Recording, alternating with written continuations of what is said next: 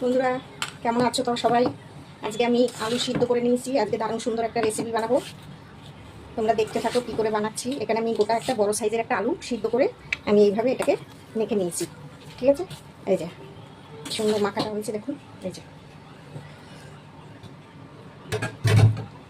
এটা এরকম করে করলে না সবাই খেতে ভালোবাসবে, বাচ্চারা তো মানে বেশি পছন্দ করবে এই জিনিসটা। আমি এবারে এর মধ্যে একটা ডিম ভেঙে দিচ্ছি। এই যে কিছুটা পেঁয়াজ কেটে রেখেছিলাম, দিয়ে দিচ্ছি। পেঁয়াজটা কিন্তু একটু বেশি ভালো কুচাতে হবে, একদম ঝিরি করে, নাহলে এটার সঙ্গে মিশবে না।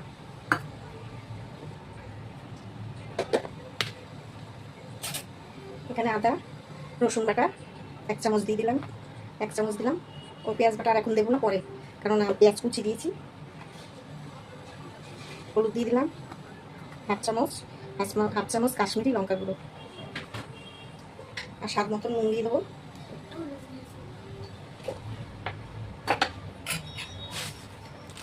দিয়ে দেবো আমি 1 চামচ মতন ময়দা। আপনারা বেসন থাকলে বেসনও দিতে পারেন, আমি ময়দাটাই দেবো। ময়দাটাতে বেশি টাইট হয়, বেসনটাতে অতটা টাইট হয় না, সেই কারণে আমি ময়দা দিয়ে দিচ্ছি। আমি এবার মেখে নেবো হাত দিয়ে, মেখে দেখি কতটা লাগবে সেই বুঝে আবার দেবো। খুব বেশি দিলে ভালো লাগবে না খেতে।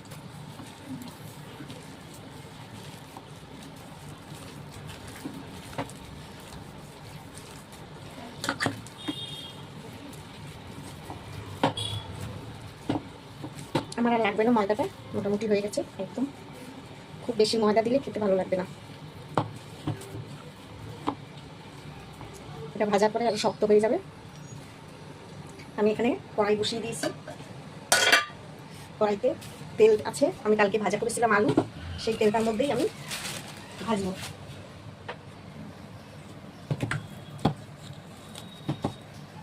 এই রেসিপিটা যারা খেয়েছেন হয়তো তারা ঠিক জানে যে কতটা ভালো লাগে খেতে, যারা না খেয়েছেন তারা এইভাবে একবার করে খেয়ে দেখবেন, খুব ভালো লাগে খেতে। তেলটা আমার গরম হয়ে গেছে, যেহেতু আমি আগে বসিয়ে রেখেছিলাম। আমি এবার দিয়ে দিচ্ছি। খুব বেশি বাড়িয়ে দিলে পুড়ে যাবে, আস্তে আস্তে ভাজতে হবে গ্যাস কমিয়ে।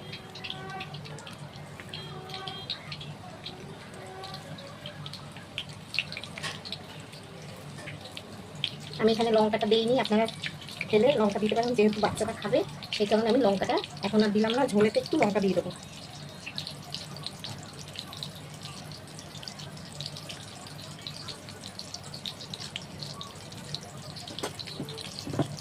এবার গ্যাস কমিয়ে একটু ভালো করে ভাজা হবে। দেখেছেন কতটা সুন্দর হয়ে গেছে বড়াগুলো আমার। এইভাবে গ্যাসটা একটু কমিয়ে কমিয়ে ভাজতে হবে, তাহলে ভেতরটাও সুন্দর ভাজা হবে। আমি এবার তুলে দিচ্ছি। অনেক সময় হয় কি, ঘরে যদি কখনো কোনো সবজি না থাকে, হয়তো আনা হচ্ছে না, বেরোনো যাচ্ছে না, ঘরে ডিম আলু থাকলেও এরকমভাবে একটা রেসিপি হয়ে যায়, আর খেতেও দারুণ লাগে। তাহলে আমার সব বড়াগুলো ভাজা হয়ে গেল, এটা খুব সুন্দর হয়েছে। এবার এখানে আমি একটা কড়াই বসিয়ে দিয়েছি, কড়াইয়ের মধ্যে আমি তেল দিয়ে দেবো।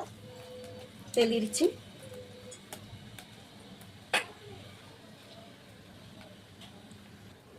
তেল গরম হয়ে গেছে, আমি এবারে কিছুটা গোটা জিরে দিয়ে দিচ্ছি। দিয়ে এখানে যে পেঁয়াজ কুচানো ছিল একটু দিয়ে দিলাম।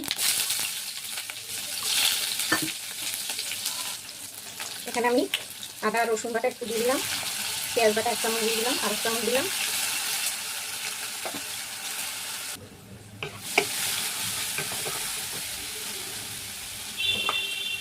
এক চামচ দিয়ে দিচ্ছি জিরে বাটা, খুব বেশি একটা দেবো না। আর দেবো টমেটো বাটা 2 চামচ, আর একটু দিয়ে দিলাম 4 চামচ মতন দিয়ে দিলাম। এবার দিয়ে দিচ্ছি হলুদ 1 চামচ, আর 1 চামচ কাশ্মীরি লঙ্কা গুঁড়ো।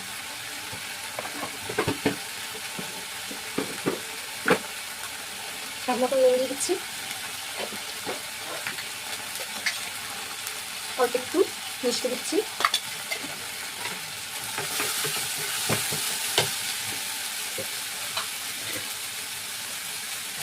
আমি 1 চামচ কাঁচা লঙ্কা বাটা দিলাম। এবার কষাবো এটাকে ভালো করে। আমার এটাকে কষানো মোটামুটি হয়ে গেছে, সুন্দর রং হয়েছে। আমাদের এখানে এখন বৃষ্টি নেমে গেছে প্রচণ্ড, সকাল থেকেই মেঘ করেছিল আকাশ, এখন বৃষ্টিটা নেমেছে। একটু ভালো আরেকটু কষাবো, তারপরে জল ঢেলে দেবো।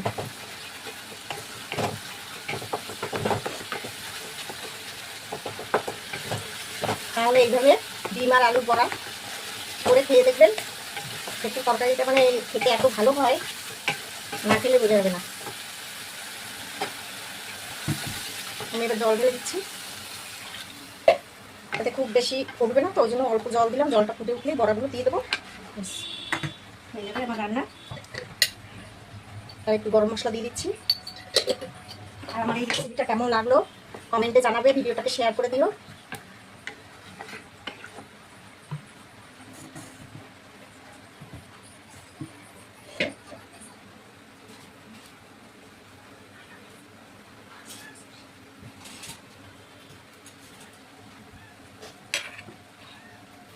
ঝোলটা ফুটে গেছে, এবার আমি বড়াগুলো ঢেলে দিচ্ছি।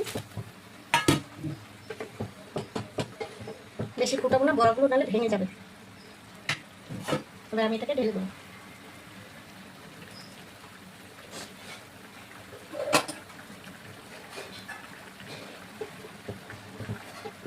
কালারটা কত সুন্দর হয়েছে, দেখতেও যেমন সুন্দর হয়েছে, খেতেও তেমন সুন্দর হয়েছে হবে। আমি গ্যাসটা আমি অফ করে দিলাম। আমি এবার এটাকে ঢেলে হয়ে গেল আমার বড়ার ঝোল, ডিমের বড়ার ঝোল। এইভাবে করে খেয়ে দেখবে, ঠিক আছে? ভালো লাগলে কমেন্ট করে জানাবে, ঠিক আছে? টাটা, আবার দেখা হবে। সবাই ভালো থাকবে, সুস্থ থাকবে।